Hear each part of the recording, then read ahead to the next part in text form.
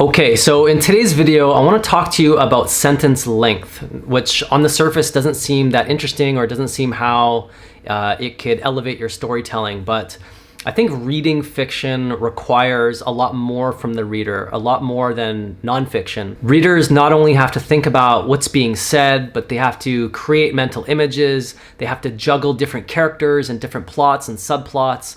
And it's actually not an easy thing to do. So I think part of your job as a writer is to remove some of the pain points of the reader. And so your words don't become distractions. It's kind of like the score of a movie. You don't really think about it. It's just kind of in the background, but it elevates the storytelling. I have a whole video that I talk about consumption obstruction. And I think, sentence length and word choice and paragraph length, these are all things that you can do to alleviate some of the pain points or the consumption obstruction to your writing, and have the words not act as distractions, but just kind of there in the background so the reader can be immersed in the story. So one of the ways we can do this is through, picking the right vocabulary to have a certain flow or fluidity to the words. So one word or one sentence or one paragraph kind of flows naturally and blends into each other. So there's no kind of stumbling points throughout the writing. And you can do this by varying the sentence length. So there's an author who wrote a book in the 80s called 100 Ways to Improve Your Writing by Gary Provost. I'm going to read it to you because he does a wonderful job of explaining this, and I can't really do a better job. So I'm just going to read this passage from the book, and hopefully you can kind of get an idea of what I'm talking about. Okay, so he has two paragraphs. First paragraph starts off, this sentence has 5 words. Here are 5 more words. 5-word sentences are fine, but several together become monotonous. Listen to what is happening. This writing is getting boring. The sound of it drones. It's like a stuck record. The ear demands variety. His second paragraph goes, now listen. I vary the sentence length and I create music. Music. The writing sings. It has a pleasant rhythm, a lilt, a harmony. I use short sentences and I use sentences of medium length, and sometimes when I'm certain the reader is rested, I will engage with him the sentence of considerable length, a sentence that burns with energy and builds with the impetus of a crescendo, that rolls of the drum, the crash of the cymbals, sounds that say, listen to this, it is important. So write with a combination of short, medium, and long sentences. Create a sound that pleases the reader's ear. Don't just write words, write music. So this is, to me, kind of, encompasses my point. And it doesn't have to be in the first draft. I'll go through an example of, how you could just write something, maybe the first time to get it out of your head, and then the second time you can go back and, kind of vary the sentence length and the paragraph length. And you can see the difference and how it can really have an impact on your storytelling. All right, so here's an example of an opening paragraph that I have for one of my upcoming books, and it reads, a rider races through a deserted city. He hopes to reach his destination before nightfall. Immutable orange smog obstructs his view. He meanders through the empty streets of the once prosperous city. He bounces around through the rough terrain. The rider shifts his weight as he accelerates beyond 200 kilometers per hour. The bike hardly makes a sound. An unpiloted drone trails behind. The rider cuts through hollowed out buildings and tunnels. He takes the shortest route possible to the drop point. Okay, so I think as an opening, this has a lot of the information that I want. It just doesn't flow properly. So I guess the first thing I would do is start breaking this, paragraph up. So I might want to start with having a powerful opening line that kind of stands on its own. So then I would look for another natural break. So here we're talking about kind of really the scene. Then we're talking about, the rider, and then we're talking about a drone. So let's make this drone its own paragraph. And, this technically could be part of the first paragraph, but I kind of want the impact of having this on its own. So these two sentences are connected enough where I can leave them as one paragraph. If I really wanted to get crazy, I could probably make this into a separate paragraph or combine this one with this paragraph. These two sentences are more connected than these two. However, I want the first sentence to have its own, kind of stand its own, so it can kind of have its own impact. And I don't necessarily want so many short paragraphs. So I'm gonna make the decision to combine this. Now, the second thing I don't like is that I start a lot of sentences with the word he. So he hopes, he meanders, he bounces, the rider, he takes. So this is another thing that, can really be off-putting for readers. If your sentences are starting the same way, it can sound very monotonous and very boring. So I'm gonna wanna switch that up. Right here, we have the opening sentence. A rider races through a deserted city. He hopes to reach his destination before nightfall. On its own, this is okay. However, what I really want to convey is I want to set the scene, right?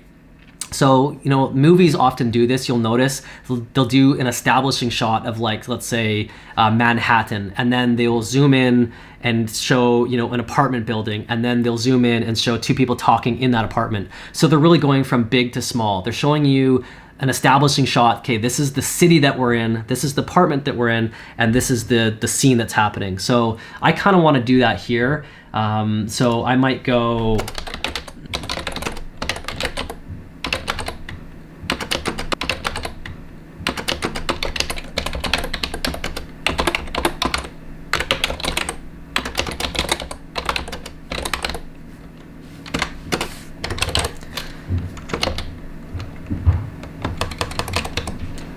so now it reads, a desolate wasteland, a shattered civilization, a routine run, a rider races through a deserted city. So this kind of paints a little bit more context, creates a mental image for the reader, and I like that a lot better.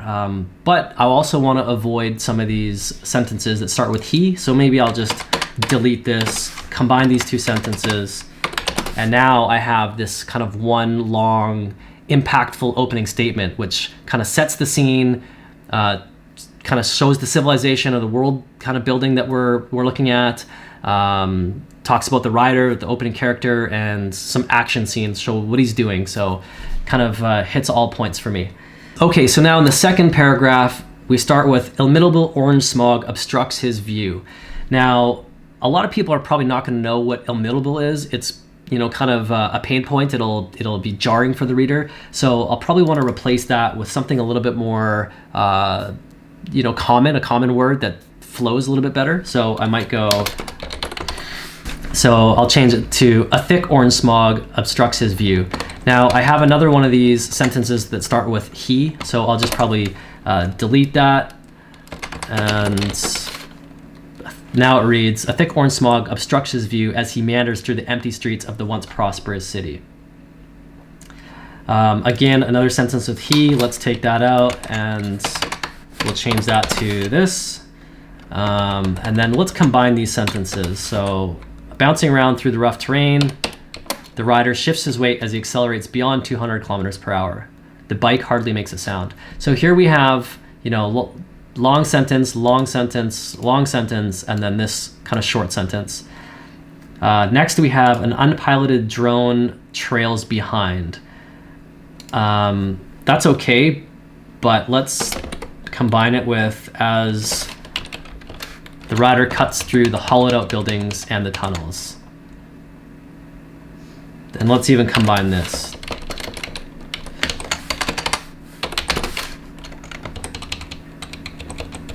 So in this opening, we can see that I have a lot of longer sentences, some medium sentences, not a lot of small ones. I think I could probably add a few more, 3-word sentences to really kind of have that impact, but just kind of how this opening was, I just didn't really see a logical point to do that. But and also don't want to force it, right? But I think now it reads a lot better. So now it reads, a desolate wasteland, a shattered civilization, a routine run, a rider races through a deserted city, hoping to reach his destination before nightfall.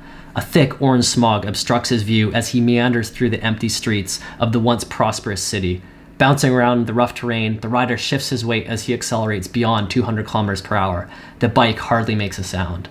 An unpiloted drone trails behind as the rider cuts through the hollowed out buildings and tunnels, taking the shortest route possible to his drop point. So yeah, I think for me, it just flows a lot better. It has less kind of obstruction and kind of gets you a little bit more immersed in the story, paints the world a little bit better. And so yeah. So as you can see, just by combining different sentences, varying the sentence length, making certain words stand on their own as their own paragraph, you can really start to kind of play around with the composition of the page. And if done right, it can really kind of elevate your storytelling and captivate the reader's attention. And this is ultimately your goal, right? If you have a sentence with really jarring language, or it's difficult to get through, it's clumsy, then this can ultimately take the reader out of the story, and they'll just put your book down. They'll never read another thing of you. They won't recommend you. So, you know, something as little as sentence length or sentence, you know, word choice or paragraph length, it all plays an important part in captivating the reader's attention. And like I said, this is something like a movie score. You know, it's not something that anybody will ever think about in general. You know, it's like almost like a spell. You're hypnotizing them with the fluidity and the elegance of your language, and they're not really cognizant to what you're doing, but you write so effortlessly that they kind of just flow through your story. It becomes a page turner, and they can't put your book down, and which is what you ultimately want. Okay, so there it is. Today's writing lessons: sentence length, paragraph length, word choice, sentence flow. It all kind of plays a part in storytelling. Let me know in the comments below if there's anything I missed. If you liked the video, please hit the like button. If you want to hear more videos where I talk about writing, please hit the subscribe button, and I will see you next time.